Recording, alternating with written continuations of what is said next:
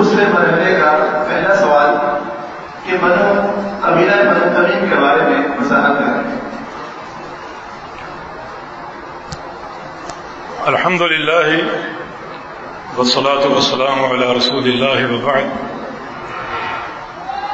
قبیلہ بنو تمیم یہ عرب کے خالص عرب کے قبائل میں سے ایک قبیلہ ہے جن کا مسکن کوئی مخصوص علاقہ نہیں ہے۔ یہ عرب میں مختلف مقامات پر پھیلے ہوئے ہیں، اور ان کی فضیلت کے تعلق سے ایک حدیث صحیح بخاری میں موجود ہے جس کے راوی ابو ہریرہ رضی اللہ تعالی عنہ ہیں۔ یہ فرماتے ہیں احب تمیما لثلاث خصال، مجھے قبیلہ بنو تمیم سے محبت ہے 3 باتوں کی وجہ سے۔ یعنی میں نے رسول اکرم صلی اللہ علیہ وسلم سے قبیلہ بنو تمیم کے بارے میں 3 باتیں سنی ہیں جن کی بنا پر مجھے ان سے محبت ہو گئی ہے۔ ایک بات آپ نے یہ ارشاد فرمائی تھی جب کہ آپ مسجد میں تشریف لائے تو مسجد کے صحن میں صدقات کا ڈھیر لگا ہوا تھا، تو آپ نے پوچھا یہ صدقات کہاں سے آئے ہیں؟ تو صحابہ نے عرض کیا کہ یہ صدقات بنو تمیم نے بھیجے ہیں۔ تو آپ صلی اللہ علیہ وسلم بہت ہی خوش ہوئے اور فرمایا کہ ہذہ صدقات قومی، یہ تو میری اپنی قوم کے صدقات ہیں۔ یعنی رسول اللہ صلی اللہ علیہ وسلم نے بنو تمیم کو اپنی قوم قرار دیا۔ ابو ہریرہ فرماتے ہیں کہ میں نے یہ جملہ سن کر بڑی ایک خوشی محسوس کی اور بنو تمیم کی محبت میرے دل میں گھر کر گئی۔ دوسرا ایک اور جملہ میں نے سنا، سیدہ عائشہ صدیقہ رضی اللہ عنہا کے پاس ایک لونڈی تھی، نبی علیہ السلام نے دیکھی، پوچھا یہ لونڈی کس کی ہے؟ تو سیدہ عائشہ صدیقہ نے عرض کیا کہ یہ میری ہے۔ وہ لونڈی بنو تمیم کی تھی، اسی قبیلے کی۔ فرمایا کہ اعتقیھا فانھا مؤمنہ، اس کو آزاد کر دو، یہ مومن ہے۔ اعتقیھا فانھا من ولد اسماعیل، اس کو آزاد کر دو کیونکہ اس لونڈی کا تعلق اسماعیل علیہ السلام کی اولاد سے ہے۔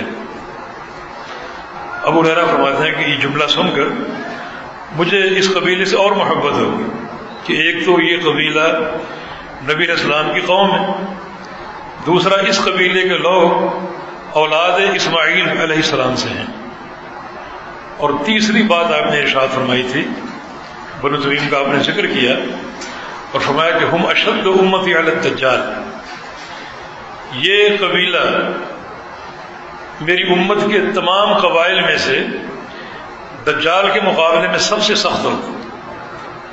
جب دجال ظاہر ہوگا جو کہ سب سے بڑا دشمن ہے اور سب سے بڑا فتنہ ہے، اس وقت بہت سے قبائل دجال کا مقابلہ کریں گے اور سب سے سخت مزاحمت بنو تمیم کرے گا اور دجال کا مقابلہ کرے گا، اور بنو تمیم کی جو دشمنی اور مقابلہ دجال کو سب سے زیادہ نقصان پہنچائے گا۔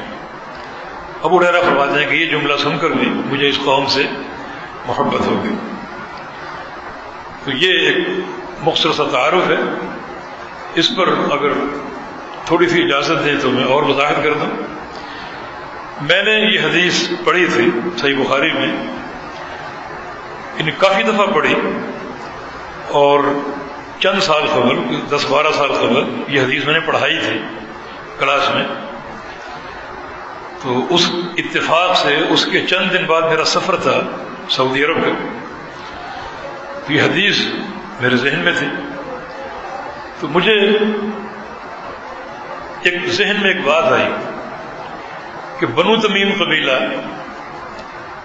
نبی علیہ السلام کے دور میں تھا اور ہر دور میں رہے گا حتیٰ کہ دجال کا مقابلہ کرے گا۔ تو آج یہ لوگ کہاں ہیں اور کیا ان کا عقیدہ ہے، کیا ان کا منہج ہے؟ تو سعودی عرب میں باقاعدہ اس مقصد کے لیے میں نے سفر کیا، بہت سے علاقوں میں جہاں جہاں تمیمی آباد تھے، جہاں جہاں بنو تمیم کے یعنی خالص نسب کے لوگ تھے، میں نے ان کو دیکھا، ان سے ملاقاتیں کی، بطور خاص ان کے علماء کو، ان کا عقیدہ، ان کا عمل، ان کی نمازیں۔ تو جوں جوں میری تحقیق آگے بڑھتی رہی اور سفر آگے بڑھتا رہا، میرا ایمان مضبوط ہوتا رہا، کیونکہ یہ سارے کے سارے لوگ عقیدہ اور عمل کے اعتبار سے خالص اہل حدیث تھے، جس سے ایمان بڑھ گیا کہ الحمدللہ اللہ تعالیٰ اپنی نشانیاں دکھاتا ہے۔ کتاب و سنت دلائل بینات ہیں، آیات بینات ہیں، مگر اللہ رب العزت آفاق و انفس میں نشانیاں دکھاتا ہے تاکہ لوگوں کو بار بار سنبھلنے کا، سدھرنے کا موقع مل جائے۔ تو یہ ایک منہ بولتی نشانی جس کی کوئی تردید نہیں کر سکتا۔ اور اگر آپ نے ایک مثال لینی ہو تو شیخ محمد بن عبد الوہاب رحمہ اللہ، جن کے نام سے منسوب کر کے لوگ ہمیں وہابی اور نجدی کہتے ہیں، وہ بحمدللہ بنو تمیم کے ہیں، ان کا سارا خاندان آج علماء کا موجود ہے، بنو تمیم کے ہیں، اور یہ لوگ بحمدللہ منتشر ہیں سعودی عرب میں، اور سب کے سب عقیدتاً منہجاً کتاب و سنت کے پیروکار اور خالص عہد الحدیث ہیں بحمدللہ۔ تو یہ ایک نشانی ہے مسلک اہل حدیث کی حقانیت کی بحمدللہ۔ جی، دو بندے جماعت کروا رہے ہوں اور وہ آپ کی تشابہت میں ہوں تو تیسرا شخص جماعت میں کیسے شامل ہوگا؟ اس صورت میں تیسرا شخص دوسرے کے ساتھ بیٹھ جائے، ایک تو امام ہے اور دائیں طرف مقتدی ہے، اور تیسرا جو ہے وہ بعد میں آ رہا ہے، تشہد میں ہے، تو دائیں طرف بیٹھ جائے، وہ ایک ہی صف بن جائے گا، تو وہ شخص صف ہی میں یعنی کھڑا مانا جائے گا، تو اس شکل میں اس کو صف میں بیٹھ جانا چاہیے ساتھ ہی، تاکہ وہ ایک ہی صف بن جائے۔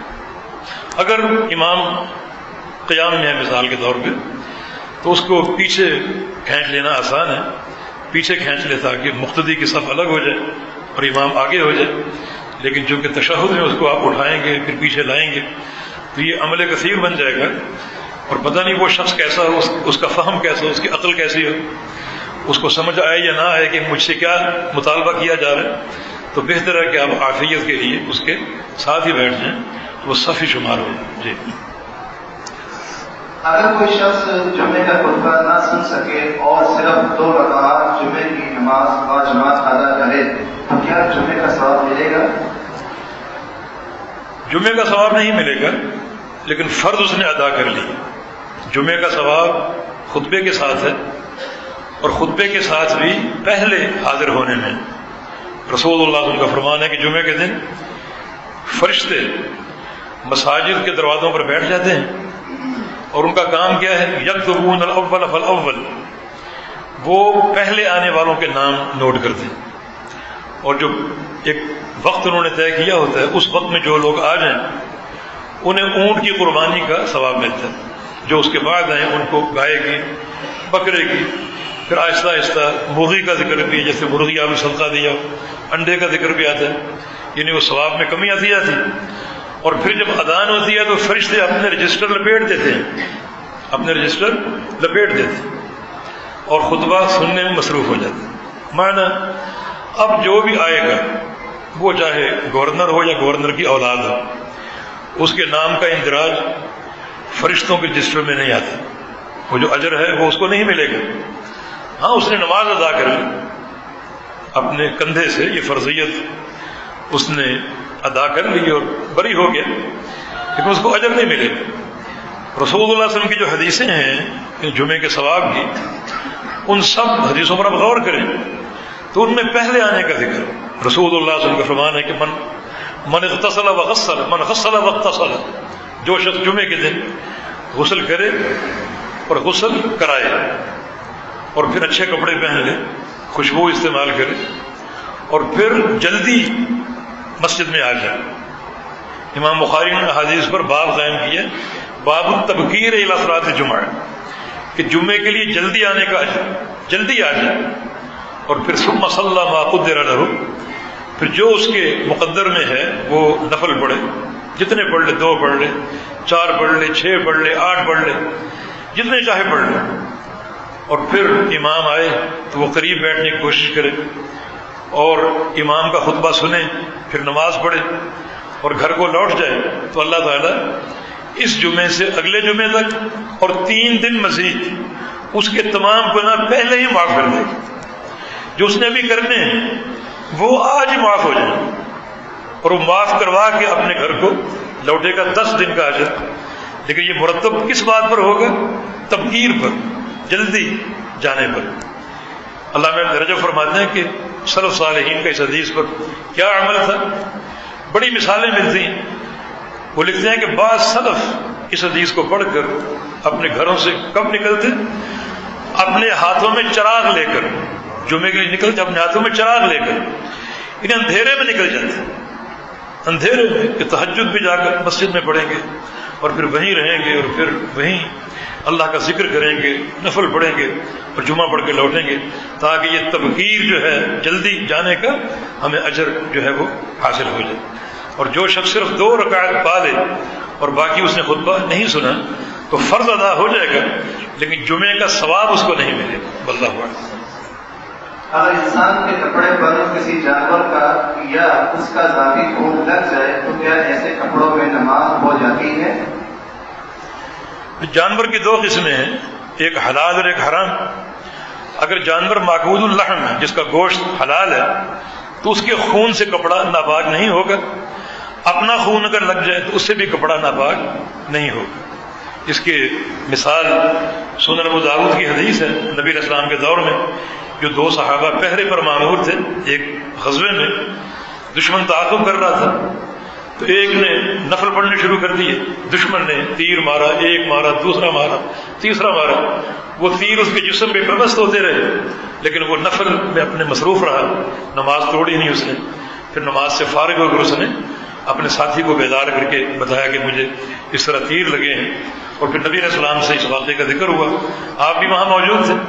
اب بتائیں کہ جب تیروں کی بوچھاڑ ہو جائے تو کتنا خون بہا ہوگا، کپڑوں پر، جسم پر کتنا خون لگا ہوگا۔ نبی علیہ السلام کے سامنے یہ واقع ہوا اور آپ نے اس کی تردید نہیں فرمائی تھی۔ اس کا معنی خون نکلنے سے یا کپڑوں پر لگنے سے وضو نہیں ٹوٹتا اور نماز باطل نہیں ہوتی، وضو بھی قائم ہے اور نماز بھی ہو جائے گی۔ نشے کی تعریف کیا ہے؟ کیا تمباکو، گٹکا، چائے اور سگریٹ وغیرہ نشے کے زمرے میں آتے ہیں؟ نیز ایسا شخص جو ان اشیاء کو استعمال کرتا ہو وہ نماز پڑھا سکتا ہے؟ نشے کی تعریف یہ ہے کہ ایسی چیز کے استعمال سے نشہ آ جائے، یعنی عقل میں فتور آ جائے اور عقل انسان کی گم ہو جائے اور وہ بالکل اپنے حواس سے بیگانہ ہو جائے، تو یہ ایک نشے کی کیفیت اور نشے کی تعریف ہے۔ جن چیزوں کا آپ نے ذکر کیا جیسے تمباکو ہے یا گٹکا ہے، تو اس سے نشہ آتا ہے۔ جو اس کے کھانے کے عادی ہیں ان کو نہیں آتا ہو، جو عادی شرابی ہیں ان کو شراب پینے سے نشہ نہیں آتا، لیکن یہ اس پر آزماؤ جس نے کبھی تمباکو نہ کھایا ہو تو اس کو یقیناً نشہ آئے گا۔ یا ایسا شخص جو تمباکو کا عادی بھی ہو، اسے اگر 50-60 کلو تمباکو ایک ہی موقع پر آپ کھلا دیں اس کا کیا حال ہوگا؟ رسول اللہ صلی اللہ علیہ وسلم نے ارشاد فرمایا ہے کہ ما اسکر الفرق منہ، کہ جس چیز کا ایک فرق نشہ پہنچا دے۔ فرق ایک پیمانہ ہے جو 60 صاع کا ہے، یعنی 60 صاع آپ استعمال کریں اور آپ کو نشہ آ جائے۔ 1 صاع کتنے کا ہے؟ 1 صاع 2.5 کلو کا۔ آپ عید الفطر کے موقع پر جو صدقۃ الفطر دیتے ہیں وہ 1 صاع ہوتا ہے، تقریباً 2.5 کلو۔ 2.5 کلو کا 1 صاع ہے۔ ایسے 60 صاع اگر اکٹھے منہ میں ٹھونس لینے سے نشہ اگر آتا ہو تو اس کی ایک چٹکی بھی حرام ہے۔ اس کا معنی عادی تمباکو کھانے والے بھی اتنی مقدار میں اگر کھائیں گے تو ان کو نشہ آ جائے گا، لیکن جو تمباکو استعمال نہیں کرتے انہیں استعمال کرنے سے یقیناً نشہ آتا ہے اور ان کے حواس گم ہو جاتے ہیں۔ ایک چھوٹا سا واقعہ مجھے یاد آ گیا کہ رمضان میں یہ بلوچ پارک میں پروگرام ہوتے تھے، اب بھی شاید ہوتے ہوں گے۔ اس وقت ہم طالب علم تھے، میں تیسری چوتھی کلاس میں رحمانیہ میں پڑھا کرتا تھا، تو اسی دور سے یہاں میری تقریر ہوا کرتی تھی، آدھا گھنٹہ 15 منٹ 20 منٹ۔ تو ہمارے استاد مولانا عبدالعزیز فیصل آبادی مرحوم اس وقت نئے نئے کراچی تشریف لائے تھے، تو ان کا پروگرام میرے پاس تھا۔ مجھے یہ کہا گیا کہ آپ جب مولانا عبدالعزیز صاحب کو آتے ہوئے دیکھیں تو آپ ختم کر دیں۔ میں نے کہا ٹھیک۔ اب میں نے اپنا درس شروع کیا، آدھا گھنٹہ گزرا، گھنٹہ گزرا، اب میں طالب علم جو مواد تھا وہ سارا ختم ہو گیا، اب کیا کروں، بار بار باتوں کو دہرا رہا ہوں اور استاد جی آ نہیں اور آئے بھی نہیں، حتیٰ کہ مجھے تھک ہار کے بیٹھنا پڑا اور پروگرام ختم کر دیا گیا۔ بعد میں کیا پتہ چلا، ان کا کہیں کھانا تھا، دعوت تھی کہیں، اور ہمارے دہلی والے ساتھی انہوں نے ان کی دعوت کی ہوئی تھی، خوب ان کو کھانے کھلائے اور پوچھا کہ حضرت پان کھائیں گے؟ عرض کیا، فرمایا کہ ہاں کھاؤں۔ پان ان کے لیے پٹاری کھولی بنایا، حضرت اس میں زردہ ڈالوں؟ وہ سمجھے کہ زردہ میٹھا ہوتا ہے، کہا کہ ہاں ذرا زیادہ ڈال دو کیونکہ میں پہلی بار کھا رہا ہوں۔ تو انہوں نے بھر کے ڈال دیا، وہ جو ہی پان منہ میں رکھا زردے کا اثر ہوا اور استاد جی وہیں بے ہوش ہو کر گر گئے۔ اب ان کا انتظار ہو رہا ہے، وہ کہاں آتے، ان کو تو کوئی خبر ہی نہیں بالکل، رات کے کس حصے میں ان کو ہوش آئی۔ دیکھیں جو عادی نہیں ہے وہ زردہ یعنی تمباکو زردے کے نام پر انہوں نے کھایا اور ان کو یعنی شکر اور نشہ برداری ہو گیا۔ تو یہ چیزیں حرام ہیں، یہ گٹکا ہے، تمباکو ہے، چیزیں حرام ہیں، صراحتاً حرام ہیں۔ کو ایجوکیشن مخلوق سب خواتین کا مردوں کے ساتھ شانہ بشانہ کام کرنا اور یہ سمجھنا کہ اسلام نے مرد اور عورت کو مساوی حقوق دیے ہیں، کیا یہ صحیح طریقہ ہے؟ یہ طریقہ غلط ہے اور کو ایجوکیشن کا دین اسلام میں کوئی تصور نہیں ہے۔ جو پردے کے عفت اور عفاف کے جو معاملات ہیں اس کے یہ بالکل منافی ہے، اور یہ افسوسناک حقیقت ہے کہ یونیورسٹیوں میں کالجوں میں یہ سب ہو رہا ہے۔ میرا گھر ملیر کینٹ میں ہے اور وہاں سے جب نکلتے ہیں تو کراچی یونیورسٹی روز ہم دیکھتے ہیں بچیاں گھر سے پڑھنے آتی ہیں، ماں باپ ان کو پڑھنے کے لیے بھیجتے ہیں، لیکن وہاں ہم یہ منظر دیکھیں، ایک جوڑی یہاں کھڑی، ایک جوڑی وہاں کھڑی، ایک جوڑی وہاں کھڑی، کہ گھر سے پڑھنے آئے۔ یعنی اس قدر مفاسد ہیں اس کے کہ یہ چیز ناجائز ہے اور دینی مقاصد کے خلاف ہے، تو اس کو ناجائز ہونا چاہیے، حرام ہونا چاہیے۔ شریعت تو اس قدر عورت کو پردے میں رکھتی ہے اور اس تعلق سے عفاف کا درس دیتی ہے کہ شریعت عورت کے قدم بھی جو ہے اس کو دیکھتی ہے اور اس کے استعمال کی بھی ہدایت دیتی کہ عورت اپنے قدم کس طرح رکھے۔ چہرہ تو دور کی بات ہے، لیکن قدم کے تعلق سے بھی شریعت میں احکام، حالانکہ پاؤں میں کیا رکھیں، لیکن پاؤں کیسے رکھنے ہیں، چلنے کے آداب کیا ہیں۔ ام سلمہ رضی اللہ عنہا فرماتی ہیں کہ یا رسول اللہ صلی اللہ علیہ وسلم، ہمارا جو لباس ہے یہ نیچے کہاں تک ہو، یہ ہم پاؤں بھی ڈھانپنا چاہتے ہیں۔ فرمایا کہ ایک بالشت پاؤں سے اس کو لمبا رکھیں۔ عرض کیا کہ کبھی ہوا آئے اور کپڑا اڑ جائے تو پاؤں نظر آ سکتے ہیں۔ فرمایا کہ 2 بالشتیں کر لیں۔ جو شریعت پاؤں چھپانے کا اتنا سختی سے حکم دے رہی ہے تو وہاں چہرہ ڈھانپنے کا کتنا سخت معاملہ امر ہوگا، اور کوئی ایجوکیشن جو ہے ان شرعی مقاصد کے خلاف ہے اور بہت زیادہ یہ حیا سوز ہے اور بہت سے مفاسد اس سے جنم لے رہے ہیں۔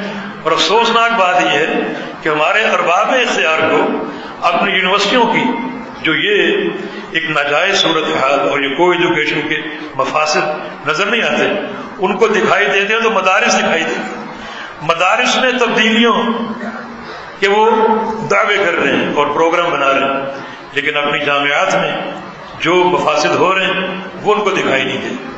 ہم کہتے ہیں اگر اپنے تعلیمی نظام کو درست کرنا چاہتے ہو اور پاکستان کو عفت اور عفاف کا آئینہ دار بنانا چاہتے ہو تو ہمارے دینی مدارس کے نور کو منتقل کرو اپنے جامعات کی طرف، اپنی یونیورسٹیوں کی طرف اور اپنے کالجوں کی طرف، پھر انشاءاللہ عفاف جو ہے وہ پیدا ہوگا اللہ کی توفیق سے۔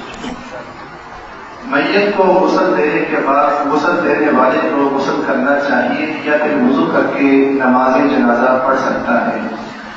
میت کو غسل دینے والا اگر غسل کر لے تو افضل، غسل اگر نہ کرے تو جائز ہے، وضو کر لے کافی۔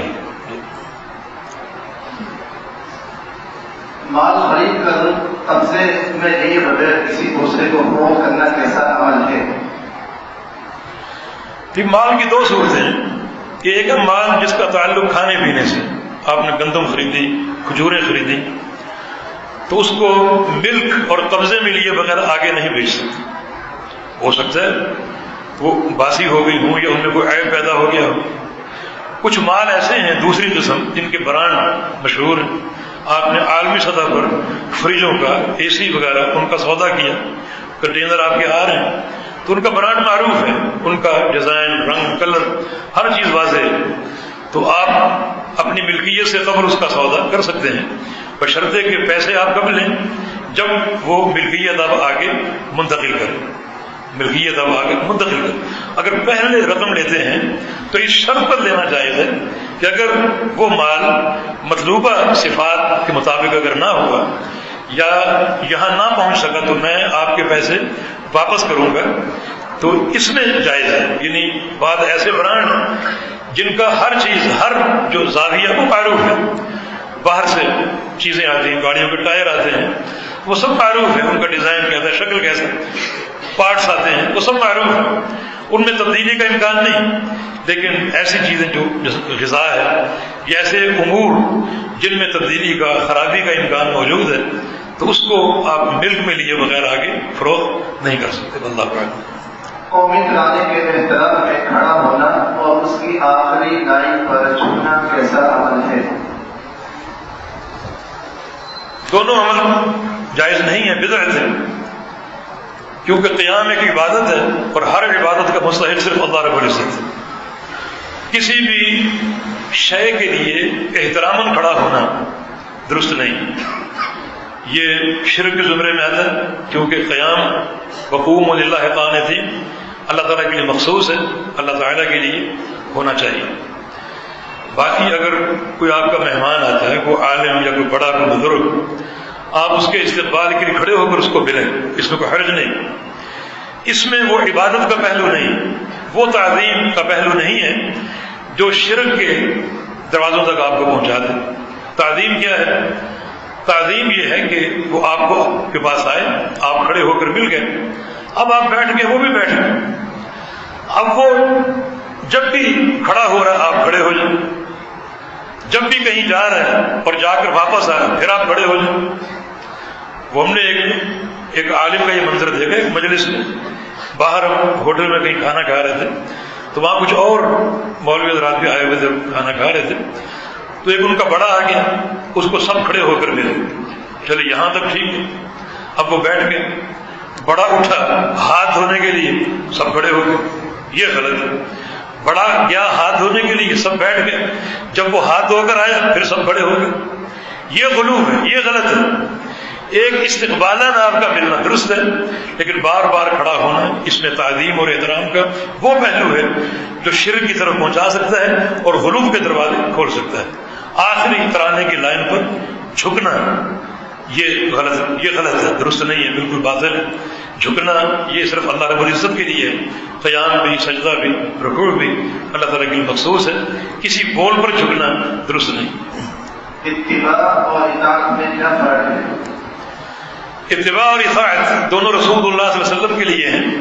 اتباع نام ہے عمل کی پیروی کرنا، رسول اللہ صلی اللہ علیہ وسلم نے کوئی کام کیا، اس کام کو آپ بھی اختیار کر لیں، یہ اتباع ہے۔ اور اطاعت آپ کے فرمان کو ماننا، آپ نے کوئی حکم دیا اس حکم کو آپ قبول کر لیں تو یہ آپ کی اطاعت ہوگی۔ مثلا رسول اللہ صلی اللہ علیہ وسلم کا فرمان ہے انما الاعمال بالنیات، کہ سارے اعمال کی صحت کا مدار انسان کی نیت ہے۔ تو اپنی نیت کو آپ درست کریں. اس حدیث کے تحت یہ پیغمبر علیہ السلام کی اطاعت ہے. رسول کریم صلی اللہ علیہ وسلم نماز میں 4 موقعوں پر رفع الیدین کیا کرتے تھے. نماز شروع کرتے وقت، رکوع جاتے وقت، رکوع سے اٹھتے ہوئے، اور دوسری رکعت سے جب آپ اٹھتے کھڑے ہوتے رفع الیدین کرتے. یہ آپ کا عمل ہے. اس عمل کو قبول کرنا یہ آپ کی اتباع ہے. تو اتباع آپ کے عمل کی پیروی کا نام ہے، اور اطاعت آپ کے فرمان کو قبول کرنا اور اس پر عمل کرنے کا نام ہے. جو طلباء حکومت کے خرچ پر تعلیم حاصل کر رہے ہیں، یعنی جبکہ حکومت کی آمدنی سود پر مبنی ہوتی ہے، تو اس تعلیم کے بارے میں شریعت کیا کہتی ہے؟ حکومت کی آمدنی کے بہت سے ذرائع ہیں، ان میں سودی بھی ہیں، غیر سودی بھی ہیں.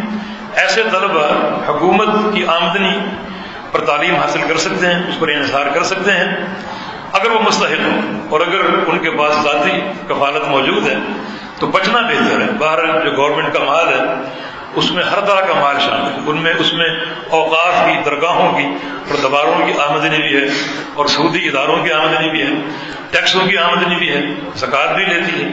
تو یہ سب مخلوط معاملہ ہے.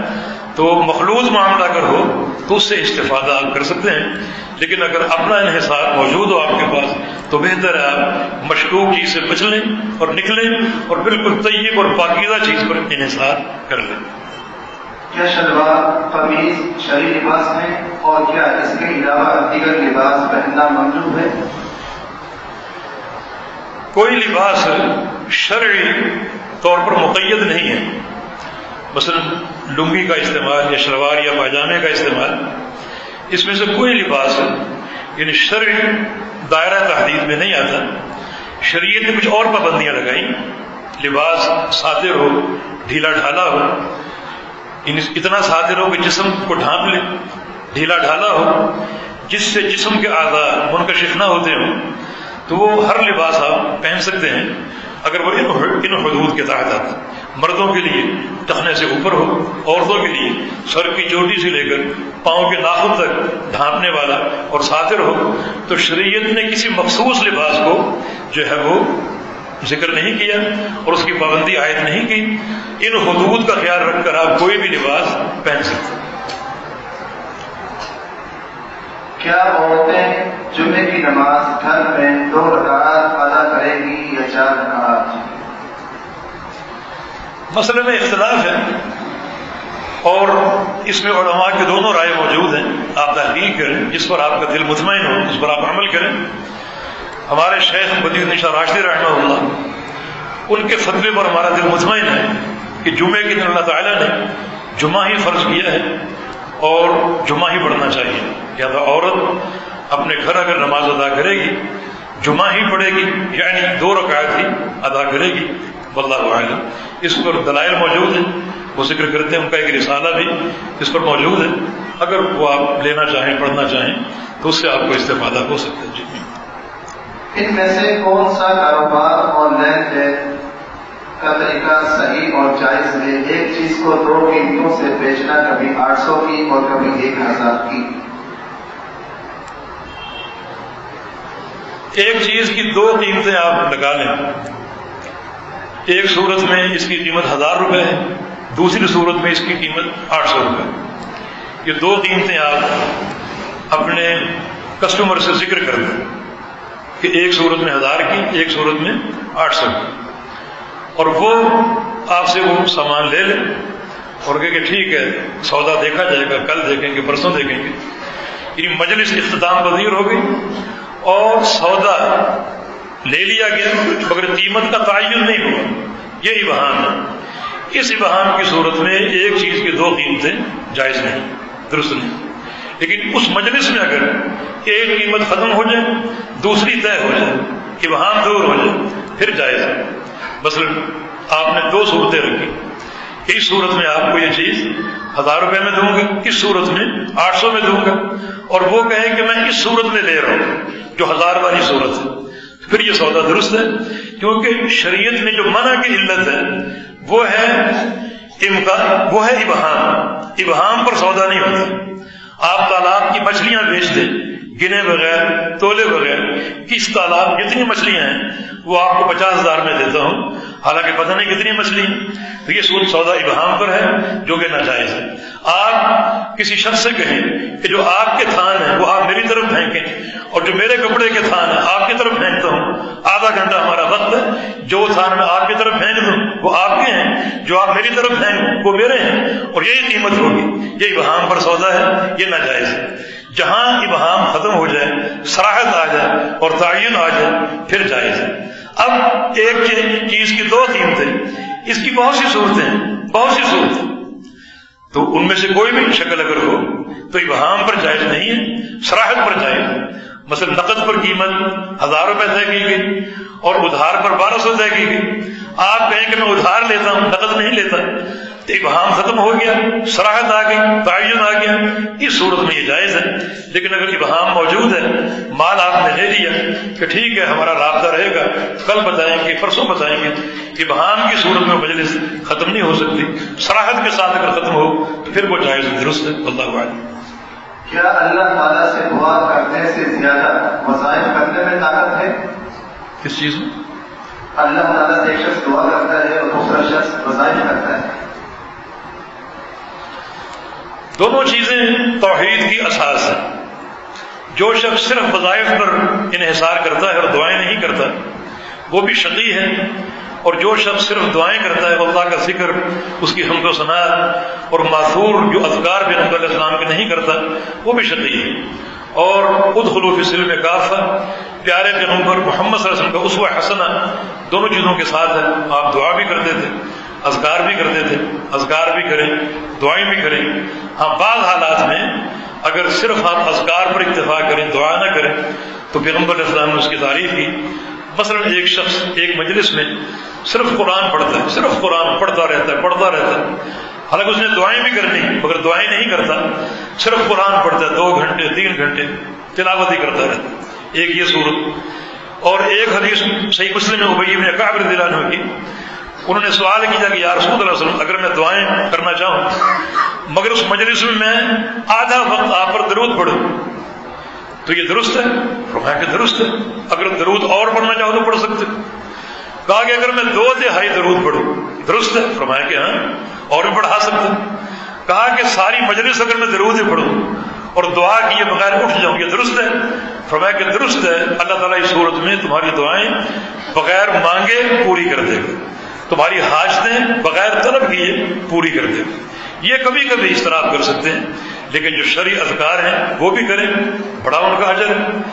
صبح آپ 100 دفعہ سبحان اللہ بحمدہ پڑھ دیں, صرف 100 دفعہ سبحان اللہ بحمدہ, یہ 1 سے 1.5 منٹ کا وقت لگتا ہے. رسول اللہ صلی اللہ علیہ وسلم نے فرمایا اس کے تمام گناہ معاف کر دیے جائیں گے, چاہے ان گناہوں کا وزن اتنا ہو جتنا زمین پر موجود پانی کا وزن. اتنے گناہ اللہ تعالیٰ اس ذکر پر معاف کر دے گا. 2 یہ کلمہ سبحان اللہ بحمدہ, سبحان اللہ العظیم, اللہ کو پیارے ہیں, زبان پہ ہلکے ہیں, اور کل اللہ کے میزان میں بڑے بھاری ہوں گے. تو ان اذکار کا اپنا ایک اجر ہے, تو اذکار بھی کیجیے اور دعائیں بھی کیجیے, دونوں توحید کی بنیادیں ہیں. حدیث میں آتا ہے کہ جو شخص فرض نماز کے بعد آیت کرسی پڑھتا ہے وہ موت کے واقع ہوتے ہی جنت میں داخل ہوگا. کیا ایسے شخص کا حساب کتاب ہوگا اور پورے صراط کے معاملے کا کیا ہوگا؟ جو شخص آیت الکرسی پڑھ لے نماز کے بعد اور اس دن اس کا انتقال ہو جائے تو وہ جنتی. یہ حدیث پر حق ہے, ہمارا اس پر ایمان ہے, لیکن ایک شرط کے ساتھ, اور وہ شرط یہ ہے کہ کوئی مانع اور رکاوٹ نہ ہو, اس کے جنت میں جانے میں کوئی رکاوٹ نہ ہو. مثلا آیت الکرسی پڑھنے والا پڑھ تو لیتا ہے مگر مشرک ہے, شرک کا ارتکاب کرتا ہے, یہ رکاوٹ ہے, جنت میں یہ نہیں جا سکتا. آیت الکرسی پڑھنے والا بدعتی, بدعت رکاوٹ ہے, جنت میں نہیں جا سکتا. تو کوئی رکاوٹ نہ ہو, کوئی رکاوٹ نہ ہو وہ جنتی. اور اگر وہ اس نے بڑے گناہ کر رکھے تو گناہ کا حساب ہوگا, پورے صراط پر اس کو گزارا جائے گا. اور اگر گناہ میں اللہ تعالیٰ کی مشیت کا تقاضا ہے کہ اس کو سزا دی جائے تو اس کو سزا بھی دی جائے گی, لیکن سزا اس کی دائمی نہیں ہوگی. اس کے عقیدے کی برکت سے اور آیت الکرسی کی برکت سے اللہ تعالیٰ بالآخر اس کو جہنم سے نکال کر جنت میں داخل فرما دے گا. تو آیت الکرسی پڑھنے والا یقیناً جنتی ہے. جنتی ہونے کی دو صورتیں ہیں، ایک یہ کہ کوئی رکاوٹ نہ ہو، اگر کوئی رکاوٹ ہوگی تو جنت میں نہیں جائے گا. دوسری صورت یہ ہے کہ اگر اس نے گناہوں کا ارتکاب کیا ہے اور اللہ کی مشیت چاہتی ہے اس کو سزا دی جائے تو سزا دی جائے گی، مگر وہ جہنم میں ہمیشہ اور دائمی نہیں رہے گا. بالآخر اس کو ان اعمال کی برکت سے جہنم سے نکال کر جنت میں داخل کر دیا جائے. بیت الخلاء میں جاتے وقت بعض اوقات دعاؤں کی کتاب یا ایسا موبائل جس میں قرآن کی صورتیں ریکارڈ کی ہوتی ہیں، تو ایسی صورت کا کیا حکم ہے؟ اگر کوئی کتاب ہے یا مصحف نسخہ ہے، ضروری ہے کہ اس کو آپ باہر رکھ کر جائیں. ایسا کوئی ورقہ یا کاغذ جس پر صراحتاً اللہ کا ذکر لکھا ہوا ہے اسے اپنے ساتھ بیت الخلاء میں نہ لے کر جائیں، بلکہ باہر رکھ کے جائیں. جہاں تک معاملہ موبائل کا ہے، کیونکہ موبائل پر صراحتاً کوئی چیز نہیں ہوتی، اس کے اندر اس کے ضمن میں وہ چیز ہوتی ہے جو استعمال کرنے پر اسکرین پر آتی ہے. وہ اندر غائب ہے اور استعمال کرنے پر وہ ظاہر ہوتی ہے.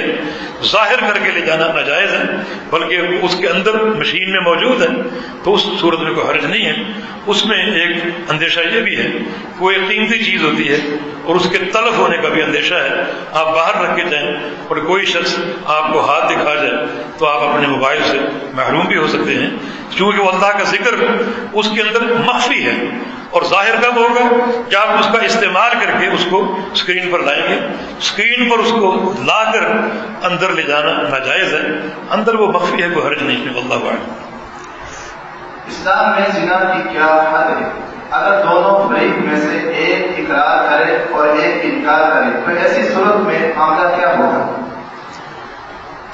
زنا کرنے والوں کی دو قسمیں ہیں، شادی شدہ اور غیر شادی شدہ. غیر شادی شدہ اگر ہو تو اس کی دو سزائیں ہیں. ایک سال بھر کے لیے رجم، یا سال بھر کے لیے اس کو جلا وطن کرنا. دوسرا اس کی پشت پر کوڑے مارنا، 100 کوڑے. یہ سزا، دو سزائیں اس کو دی جائیں گی اگر وہ غیر شادی شدہ ہے. اور اگر وہ شادی شدہ ہے تو اس کی سزا رجم ہے. رجم کا معنی یہ ہے کہ زمین میں گڑھا کھود کر اور اس کو بے لباس کر کے اس کے جسم پر پتھر مارے جائیں گے. اس وقت تک مارے جائیں گے جب تک اس کو موت نہ آئے، اور پتھر مارے جائیں گے بڑی ایک بے دردی کے ساتھ. قرآن کہتا ہے کہ تمہیں کوئی تمہارے دل میں رحم نہ ہو پتھر مارتے ہو، کوئی ترحم آمیز کیفیت نہ ہو، ورنہ اس کا معنی یہ ہوگا کہ تم رحم دل ہو اور اللہ کا قانون ظالم ہے. نہیں، اس کو بڑی سختی سے آپ پتھر ماریں اور کوشش کریں بڑی ایک شدت کے ساتھ تاکہ جلدی اس کی موت واقع ہو جائے. اب زانی مرد اور عورت ایک اقرار کرتا ہے، دوسرا اقرار نہیں کرتا اور کوئی دلیل بھی نہیں ہے، تو پھر جو اقرار کر رہا ہے اس پر زنا کی سزا جو ہے وہ قائم ہوگی. جو اقرار نہیں کر رہا اس پر زنا کی حد قائم نہیں ہوگی. یا تو اقرار کرے اور یا پھر اور کوئی گواہ موجود ہو اور کوئی شہادت موجود ہو جو اس کے زنا کو ثابت کر سکے. اگر نہیں ہے اس پر حد قائم نہیں ہوگی. اگر کوئی انسان کسی بھی وجہ سے اللہ تعالیٰ کے صفاتی ناموں میں سے کسی ایک کو کثرت سے یا تعداد مقرر کر کے اور ساتھ ہی ساتھ اول اور آخر درود شریف پڑھتا ہے، یہ کیسا عمل ہے؟ اس میں کوئی حرج نہیں ہے. آپ کسی ایک نام پر اللہ تعالیٰ کا ذکر کر سکتے ہیں. حدیث میں آتا ہے کہ الف بیاض الجلال والاکرام، اللہ تعالیٰ کے ساتھ چمٹ جاؤ اس صفت کے ساتھ، یا ذا الجلال والاکرام، یا ذا الجلال والاکرام، چمٹ جاؤ اللہ کے ساتھ. یہ الفاظ بار بار پڑھو اور اپنے پروردگار سے دعا کرو. معنی کسی ایک نام کے ساتھ بالتکرار جو ہے وہ ذکر کیا جا سکتا ہے، مگر معنویت کے ساتھ. یہ بات یاد رکھو، کوئی اللہ تعالیٰ کا نام اور کوئی ذکر جو ہے وہ ایک پورے جملے کے معنی سے خالی نہیں ہے. پورے جملے سے، ہر ذکر جملے کی شکل میں. سبحان اللہ ایک جملہ ہے، الحمدللہ ایک جملہ ہے، اللہ اکبر جملہ ہے، لا حول ولا قوت الا باللہ پورا جملہ ہے. تو ہر ذکر جملے کے ساتھ ہے، ایسا جملہ جو معنی تام ہے، جو مکمل معنی ہے. اللہ اکبر، اللہ سب سے بڑا ہے، ایک جملہ ہے، عقیدہ ہے اور پورا اس میں ایک معنی ہے. اگر آپ صرف رحمان کہیں، رحمان رحمان رحمان، اللہ اللہ اللہ، تو یہ جملہ لفظ مفرد کے ساتھ، یہ جملہ نہیں بلکہ لفظ مفرد کا ذکر۔ اگر آپ کسی لفظ مفرد سے ذکر کرنا چاہتے ہیں تو اس لفظ مفرد کا جو معنی ہے وہ اس معنی کا استحضار آپ کے ذہن میں ہونا چاہیے۔ مثلا یا رحمان، یا رحمان، اے رحمان۔ رحمان کا معنی رحمت کرنے والا، مہربانی کرنے والا۔ جب آپ یہ لفظ کہیں تو آپ کے دل میں اس صفت کا معنی موجود ہو کہ اے رحمان مجھ پہ رحم فرما، مجھ پہ رحم فرما۔ اب یہ ذکر اور معنوی استحضار ایک پورا جملہ بن گیا، اس شکل میں جائز ہے۔ یا رحمان، یا لطیف، یا رحیم، یا ودود، یہ ذکر آپ کر سکتے ہیں۔ اگر آپ اپنے لیے تعداد مقرر کرنا چاہیں وہ بھی جائز ہے، اول و آخر 2 بار 10 بار درود پڑھنا چاہیں وہ بھی درست ہے، کیونکہ کوئی منع نہیں ہے۔ لیکن آپ کسی اور کو یہ نہ بتائیں کہ تم 100 دفعہ یا رحمان کہو، یہ 100 دفعہ یا ودود کہو، یہ 1000 دفعہ فلاں ذکر کرو، کیونکہ یہ پھر شریعت سازی ہوگی اس غیر کے۔ اپنے لیے آپ کر سکتے ہیں، کیوں کہ آپ کو اندازہ ہے آپ کے اوقات کیا ہیں، کتنا وقت آپ ذکر کو دیکھ سکتے ہیں۔ مثلا ظہر کے بعد آپ کے پاس آدھا گھنٹہ فارغ ہے، آدھے گھنٹے میں کتنا آپ ذکر کر سکتے ہیں۔ اپنے لیے اپنے اوقات کو دیکھ کر آپ تعداد فکس کر لیں، لیکن یہ تعداد کسی اور کو بھی بتائیں کہ تم بھی 100 دفعہ کرو، 1000 دفعہ کرو، حالانکہ شریعت میں نہیں ہے، تو پھر یہ ایک شریعت سازی ہوگی جو کہ ناجائز ہے۔ کشف اور الہام کی شرعی حیثیت کیا ہے؟ کشف اور الہام دونوں باطل ہیں، بالخصوص اگر ان کا تعلق کسی شرعی امر سے ہو۔ بعض لوگ ہر بات پر کشف و الہام کو پیش کرتے ہیں اور اس کو حجت بنا کر، دلیل بنا کر پیش کرتے ہیں، حالانکہ یہ بالکل باطل ہے۔ یہ کشف اور الہام شرعی امور میں خاص طور پر یہ بار بار ہونا یہ بالکل ناجائز ہے اور کوئی اس کا شرعی اصل نہیں ہے۔ رسول اللہ صلی اللہ علیہ وسلم کا فرمان ہے، اگر میری امت میں کوئی ملہم ہوتا، ملہم یا محدث، جس کے دل میں کوئی بات القاء کی جائے، جس کے دل میں الہام کیا جائے، کوئی ملہم ہوتا تو وہ عمر ہوتا۔ اگر کوئی ملہم ہوتا تو عمر ہوتا۔ یعنی حضرت عمر کا یہ مقام، امیر المومنین عمر بن خطاب رضی اللہ عنہ کا یہ مقام، مگر اس فرمان کے باوجود بھی پوری زندگی کتنے الہام آپ کو ہوئے؟ کوئی آپ بتا سکتے ہیں؟ کوئی ایک دو مثالیں دے سکتے ہیں؟ لیکن کچھ لوگ بار بار کشف و الہام سے دینی مسائل کی اختراع کرتے ہیں۔ ایک عجیب چھوٹا سا واقعہ آپ کو بتاؤں کہ کس طرح یہ لوگ دین کے ساتھ کھیل رہے ہیں۔ ہمارا ایک دوست عجمان میں ہوتا ہے، وہ گاہے بگاہے یہاں آتے بھی ہیں، جمعہ یہاں پڑھتے ہیں۔ ماشاءاللہ وہ اہل حدیث ہوئے، داڑھی بڑھا دی، داڑھی ان کی بھرپور ناف تک الحمدللہ موجود ہے، بڑی خوبصورت۔ ان کے بڑے بھائی ان کو بار بار روکتے، یہ کیا تم اہل حدیث ہو گئے، تم چھوڑ دو یہ سب۔ ایک دفعہ وہ آئے تو کہا میرے ساتھ چلو حضرت جی کے پاس، وہ تمہیں سمجھائیں اور تم اس مسلک سے بعد آ جاؤ۔ چلے گئے کہ ٹھیک ہے، دیکھتے ہیں وہ کیا باتیں کرتے ہیں، لیکن اس کو سمجھائیے ذرا۔ حضرت جی نے پہلی بات کیا کی کہ میاں پہلے جا کر داڑھی کٹواؤ اور خط بناؤ اور داڑھی کے بال سیٹ کرو۔ کیوں کہ میں نے پیغمبر علیہ السلام کو 3 بار خواب میں دیکھا ہے، آپ کی داڑھی کٹی ہوئی تھی اور آپ کا خط بنا ہوا تھا۔ اس کماش کے لوگ جن کا گزارا الہاموں پر، کشف اور خوابوں پر، یہ دین کے ساتھ مذاق کرنے والے، پیارے پیغمبر کے فرامین، اس معصوم ہستی کے فرامین، اوف اللحا، اوف اللحا، کہ داڑھیوں کو بڑھاؤ، داڑھیوں کو پورا کرو، داڑھیوں کو معاف کر دو، بڑھنے دو ان کو۔ اور یہ اپنے خواب کو ان حدیثوں کے مقابلے میں پیش کریں تو کوئی اس کی شرعی حیثیت نہیں، یہ سارے باطل ہیں۔ اور خاص طور پہ وہ شخص جو کشف و الہام سے کوئی دین کی بات بتاتا ہے، جو کتاب و سنت میں نہ ہو، یا خواب سے کوئی دین کی بات بتاتا ہے، اس کا کشف، اس کا الہام، اس کا خواب سارے کے سارے شیطانی ہیں، جن کا دین سے کوئی تعلق نہیں۔ کیونکہ اللہ پاک کا فرمان ہے الیوم اکملت لکم دینکم، آج میں نے دین مکمل کر دیا، دین مکمل ہو چکا، اب کوئی چیز کسی مائی کے لال کے کشف سے، کسی کے الہام سے اور کسی کی خواب سے دین نہیں بن سکتا۔ اگر کوئی بنائے گا تو اس کا معنی یہ ہے کہ وہ شخص اللہ تعالیٰ سے مخاطب ہو کر کہتا ہے کہ یا اللہ تو نے نعوذ باللہ جھوٹ بولا ہے، تو کہتا ہے کہ دین مکمل ہے، حالانکہ اس میں فلاں کمی تھی جو اس کشف کے ذریعے، الہام اور خواب کے ذریعے میں پوری کر رہا ہوں۔ ایک بدعتی انسان سب سے بڑا دین کا باغی ہے اور مجرم ہے اور سب سے زیادہ نفرت کے قابل۔ جی موجودہ حالات میں لوڈ شیڈنگ کے باعث کنڈے لگانا جائز عمل ہے؟ اس کا جواب تنہائی میں پوچھ لیں۔ جی تین طلاق کے مسئلے کے بارے میں عمر رضی اللہ تعالیٰ عنہ کے موقف کی وضاحت کریں۔ ویسے عرض کر دوں کہ کنڈا لگانا جائز نہیں ہے، ناجائز ہے، لیکن جو بجلی کا بل آتا ہے جس میں ٹیکسوں کی بھرمار، ٹیکس ضرورت، اگر بجلی آپ نے 100 روپے کی استعمال کی اور ٹیکس لگ کے وہ 2000 کا بل آ گیا تو یہ ضرور، اس سے کوئی طریقہ اگر بچنے کا ہو تو آپ کوئی تدبیر آپ کر سکتے ہیں، لیکن کنڈا لگانا یہ بجلی کی چوری ہے جو کہ ناجائز۔ دوسرا سوال،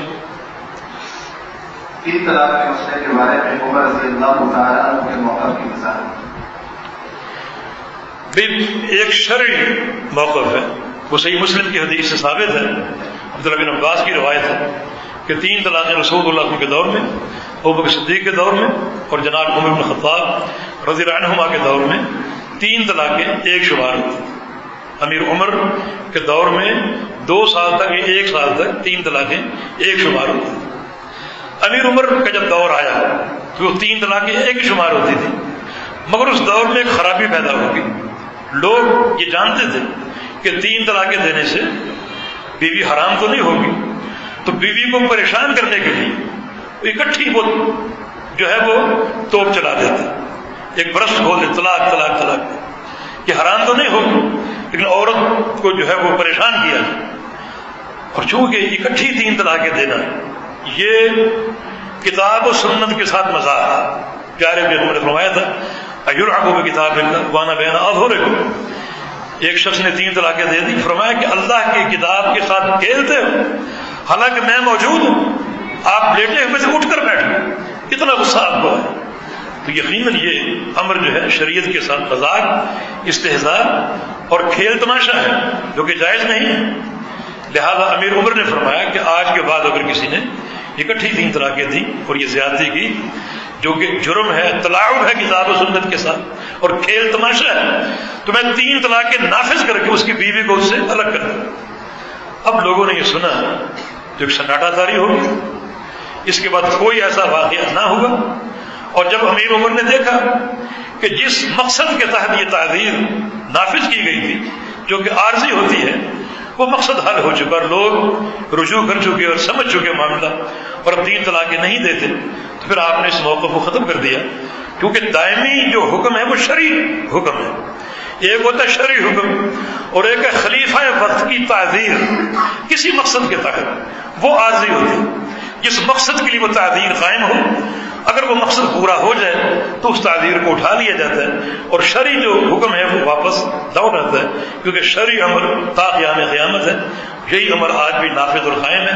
رسول اللہ صلی اللہ علیہ وسلم کے دور میں ایک صحابی نے 3 طلاقیں دی، فرمایا کہ اگر تم رجوع کرنا چاہو تو رجوع کر سکتے ہو، وہ ایک ہی طلاق واقع ہوئی ہے۔ اور 3 طلاقیں اکٹھی بھلا کیسے نافذ ہو سکتی؟ جن چیزوں میں شریعت کی اوقات کا نظام ہے وہ چیزیں اسی وقت میں قائم ہو سکتی ہیں، اس وقت سے آگے پیچھے نہیں۔ میں آپ کو مثال دوں، ظہر کا وقت ایک مخصوص وقت ہے، آپ سوچیں کہ میں آج مصروف ہوں، میں ظہر اور عصر اور مغرب ابھی پڑھ لیتا ہوں، وہ ہو جائیں گی؟ نہیں، ظہر ہو جائے گی، وہ آپ نے وقت پر پڑھی، عصر نہیں ہوگی، مغرب نہیں ہوگی، وہ آپ نے وقت سے پہلے پڑھی۔ ہاں اگر عصر آپ نے پڑھی جمع کی نیت سے اس کے اپنے احکام، لیکن آپ ظہر عصر مغرب عشاء ظہر کے وقت میں ادا کرنے کی آج مصروفیت ہے، ساری نمازیں ابھی پڑھ لوں، ظہر ہو جائے گی، باقی نمازیں نہیں ہوں گی، کیوں؟ ظہر وقت پر ہے اور باقی نمازیں قبل ازاں۔ آپ سوچیں کہ میں حج کے موسم میں مصروف ہوں گا اور کاروباری وفود آئیں گے، ابھی جا کر حج کر کے آ جاتا ہوں اور صفا مروہ اور سعی اور عرفہ اور منا مصطفیٰ سب خالی ہوں گے، آرام سے راحت سے حج کر کے آ جاؤں گے، وہ حج ہو جائے گا؟ نہیں، جو شریعت کا نظام والاوقات ہے اس کے خلاف ہے۔ وہ حج آپ نے قبل از وقت کیا۔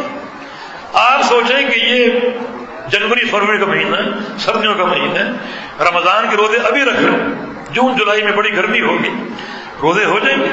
نہیں ہوں گے، کیونکہ آپ نے وقت سے پہلے رکھے۔ 3 طلاقیں آپ نے دی اکٹھی۔ پہلی طلاق کا وقت موجود ہے، اس مہینے میں عورت حیض سے پاک ہوئی، طہر میں داخل ہوئی، آپ نے طلاق دی، پہلی دے دی، وہ وقت پر ہے، وہ ہوگی۔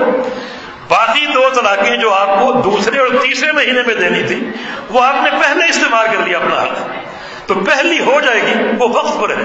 باقی 2 نہیں ہوں گی، وہ آپ نے وقت سے پہلے دی ہے، وقت میں نہیں دی، وہ نافذ نہیں ہوں گی۔ واللہ میں تھوڑی سی وضاحت کرنا چاہوں گا کہ ہمارا یہ پروگرام جو دوسرا حصہ شروع ہے اس وقت پروگرام کا 9 بجے تک تھا، لیکن بعض وجوہات کی بنا پر ہم اس پروگرام کو بہت مختصر کر رہے ہیں اور انشاءاللہ 40 یا 45 منٹ کے درمیان ہمارا یہ پروگرام ختم ہو جائے گا۔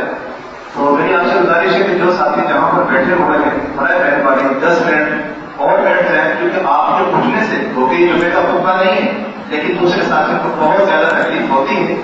تو میری آپ سے گزارش ہے کہ آپ تشریف رکھیں اور پروگرام کو سنیں، اپنے ساتھیوں کو تکلیف نہ پہنچائیں۔ چند سوالات باقی ہیں، انہیں میں سے ایک سوال کہ مسجد میں داخل ہونے کے بعد تحیت المسجد کی 2 رکعات ادا کیے بغیر پڑھے بغیر بیٹھنا کیسا عمل ہے؟ یہ ناجائز ہے اور یہ مسجد کی حق تلفی ہے، کیونکہ رسول اللہ صلی اللہ علیہ وسلم کا فرمان ہے کہ جب مسجد میں آؤ تو آت المساجد حقا، مساجد کو ان کا حق دو، مسجد کو اس کا حق دو۔ صحابہ نے پوچھا کہ مسجد کا حق کیا ہے؟ فرمایا کہ ان تصلوا رکعتین قبل ان تجلسوا، کہ بیٹھنے سے پہلے 2 رکعت پڑھو پھر بیٹھو۔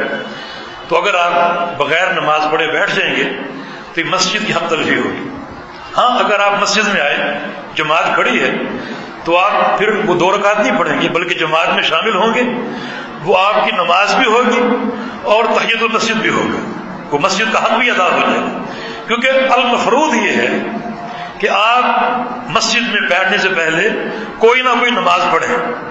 اگر جماعت کھڑی نہیں ہے تو یہ 2 نفل تحیہ کے پڑھ دیں، اگر جماعت کھڑی ہے تو پھر آپ جماعت میں شامل ہو جائیں، وہ آپ کا تحیہ بھی ہوگا اور آپ کی جماعت بھی ہو جائے گی۔ اور اگر آپ مسجد میں داخل ہوئے اور ظہر کا وقت ہو چکا ہے تو ظہر کی سنتیں پڑھ لیں، وہ سنتیں بھی ہو جائیں گی اور مسجد کا تحیہ بھی ہو جائے گی۔ یعنی مقصد یہ ہے شریعت کا کہ بیٹھنے سے پہلے آپ نے کوئی نہ کوئی نماز پڑھنی ہے۔ اگر نماز کی سنتوں کا وقت ہے تو سنتیں پڑھ لیں، وہ سنتیں بھی ہو جائیں گی اور مسجد کا تحیہ بھی ہو جائے گا۔ جماعت کھڑی ہے تو وہ فرض بھی ہو جائیں گے اور مسجد کا تحیہ بھی ہو جائے گا۔ اور اگر کوئی ایسا وقت نہیں ہے نہ جماعت کا نہ سنتوں کا، پھر آپ جب داخل ہوں تو 2 رکعت پڑھ کر بیٹھیں، مسجد کا حق ہے۔ حتیٰ کہ خطبہ اگر ہو رہا ہو جمعے کا، جس میں سلام کا جواب دینا بھی جائز نہیں ہے، اشارہ کرنا بھی جائز نہیں ہے، اس میں 2 نفل پڑھ کر بیٹھنا ضروری ہے۔ پیارے پیغمبر خطبہ دے رہے تھے، سلیق غطفانی نامی صحابی آیا اور آ کر بیٹھ گیا، آپ نے خطبہ روکا اور فرمایا تم کیوں بیٹھ گئے؟ 2 نفل پڑھے ہیں؟ عرض کیا کہ نہیں۔ فرمایا کہ 2 نفل پڑھ کے بیٹھو اور ہلکے پڑھ دو، مختصر پڑھ دو۔ تو اگر اس کی اہمیت نہ ہوتی آپ خطبہ کیوں روکتے اور اس کو نفل پڑھنے کا حکم کیوں دیتے؟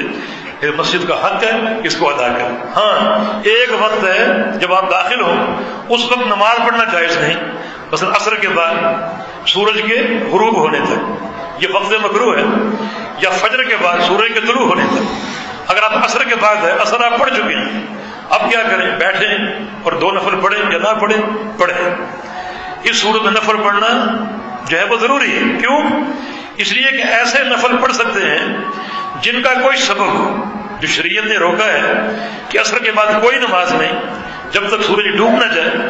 اس سے مراد وہ نماز ہے جو بلا وجہ ہو، جس کی کوئی وجہ نہ ہو۔ آپ گھر بیٹھے ہیں، عصر کے بعد سوچتے ہیں کہ بیکار بیٹھا ہوں، نفل پڑھ دو، نہیں، یہ نہیں پڑھ سکتے، بلا وجہ نہیں، وجہ ہوگی۔ مثلا عصر کے بعد سورج گرہن ہو جائے، سورج گرہن ہو جائے تو اس کی نماز ہے یا نہیں؟ وجہ بن چکی ہے، اب آپ سورج گرہن کی نماز پڑھ سکتے ہیں۔ عصر کے بعد جنازہ آ جائے، جنازہ آپ پڑھ سکتے ہیں۔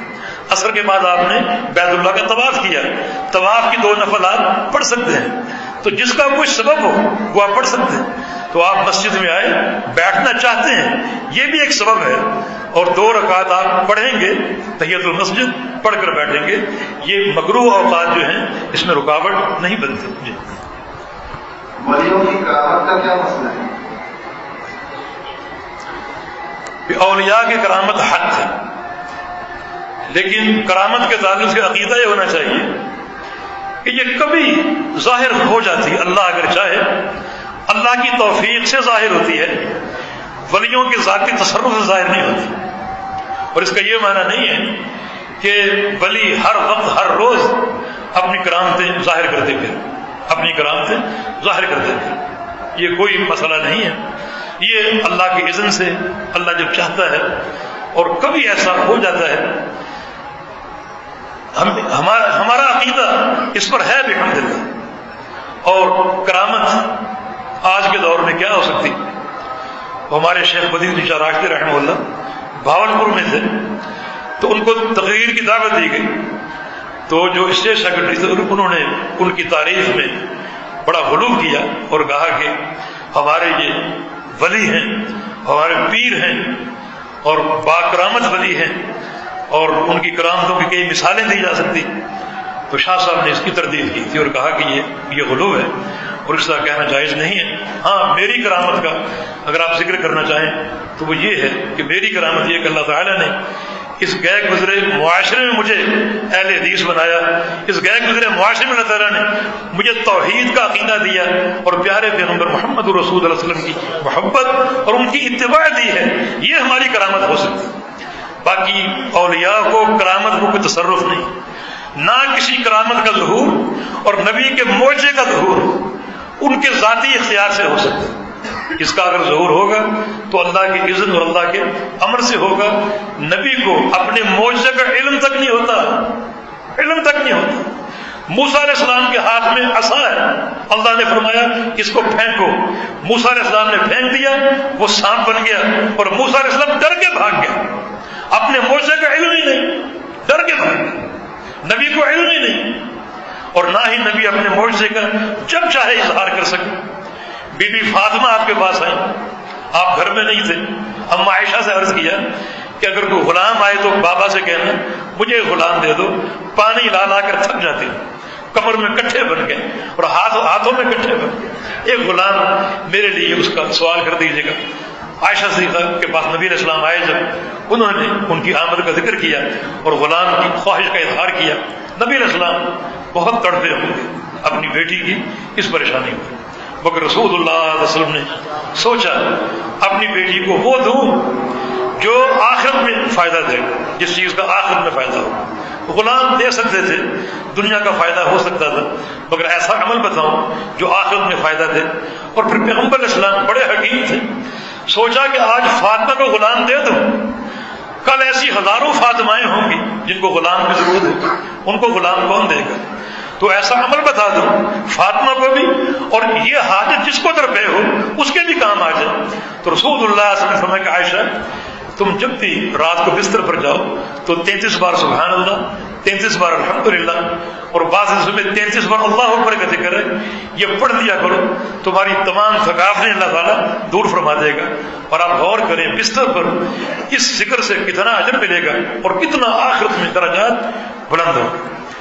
لیکن یہاں ایک نقطہ اور بھی ہے، اللہ کے پیارے پیغمبر فاطمہ سے یہ کہتے ہیں کہ فاطمہ تو بھولی ہوئی، میں تو سفر میں پانی کے گلاس میں انگلی ڈبو دوں تو 250 افراد اس کو پیتے بھی ہیں اور وضو بھی کرتے ہیں، تم مشکلہ لے کر دور کیوں جاتی ہو؟ میرے پاس آ جایا کرو، انگلی ڈبو دیا کروں گا، پانی بڑھ جائے گا۔ آپ یہ کہہ سکتے تھے، لیکن آپ نے نہیں کہا۔ کیوں؟ پانی کا بڑھ جانا، کھانے کا بڑھ جانا یہ آپ کا معجزہ ہے، مگر آپ کے اختیار میں نہیں ہے۔ اللہ چاہے تو صحابہ کے لیے یہ معجزہ قائم ہو رہا ہے، اللہ نہ چاہے تو آپ کی بیٹی آپ کے پڑوس میں ہے اور اس سے محروم ہے۔ یہ اللہ کی مشیت اور اس کی عطا ہے، یہ پیغمبر کے نہ اختیار میں ہے اور نہ پیغمبر کے علم میں ہوتا ہے۔ جی کیا تجارت میں نفع کی کوئی حد مقرر ہے کیونکہ بعض کسٹمر زیادہ قیمت دینے پر ہی مطمئن ہوتے ہیں. میرے ناقص علم کے مطابق پرافٹ میں کوئی حد نہیں تجارت میں. رسول کریم صلی اللہ علیہ وسلم صحابہ نے کہا کہ آپ مارکیٹ کے ریٹ متعین کر دیں، تو رسول اللہ صلی اللہ علیہ وسلم نے فرمایا کہ یہ اختیار مجھے نہیں دیا گیا. اللہ تعالیٰ جو ہے وہ قابل اور باسط ہے، اور مارکیٹ کو اللہ تعالیٰ خود مزاج دیتا ہے. جس مزاج پر مارکیٹ میں چیزوں کا ریٹ متعین ہو جاتا ہے اسی پر لوگوں کو رہنے دو.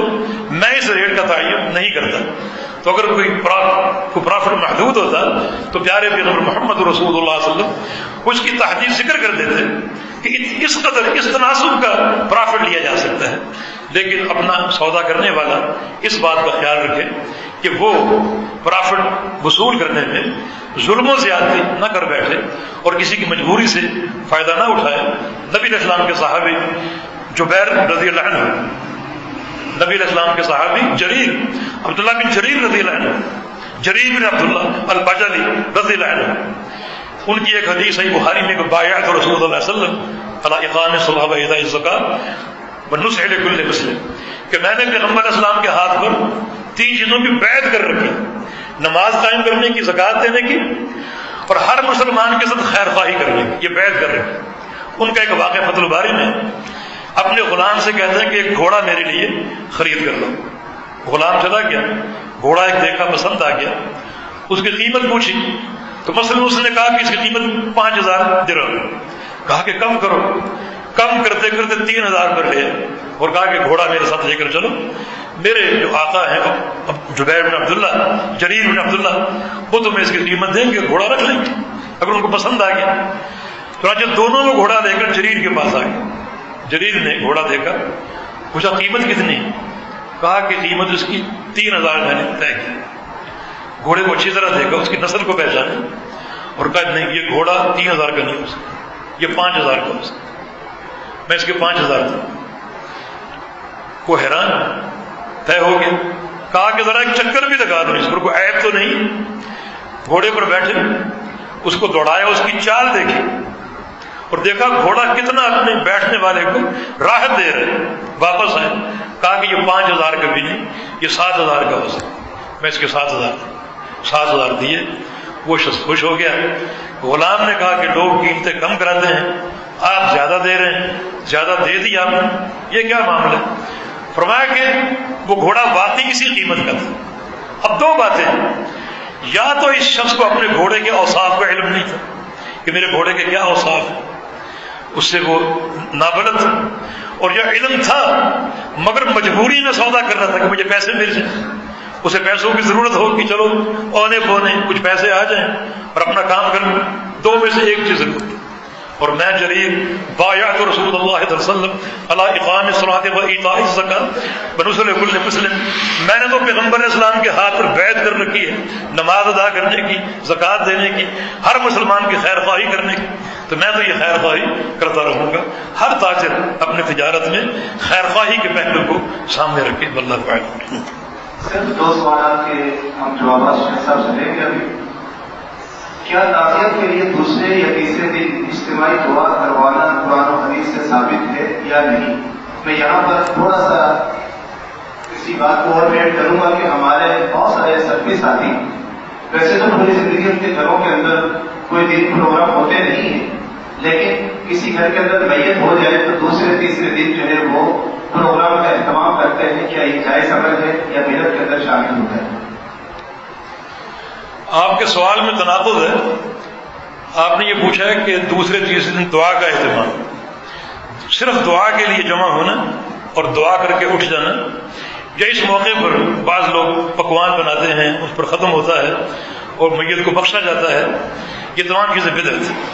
دوسری بات یہ کہ کسی دن کے تعین کے ساتھ، مثلا تیسرے دن، 7ویں دن، 10ویں دن یا 40ویں دن، آج کل 20واں بھی آ گیا، اور سال کے سال برسی کا اہتمام، اس موقع پر جمع ہونا، قرآن پڑھنا اور دعا کر کے بخشنا، یہ سب چیزیں چونکہ دن کے تعین کے ساتھ ہیں لہذا بدعت ہیں اور ناجائز ہیں.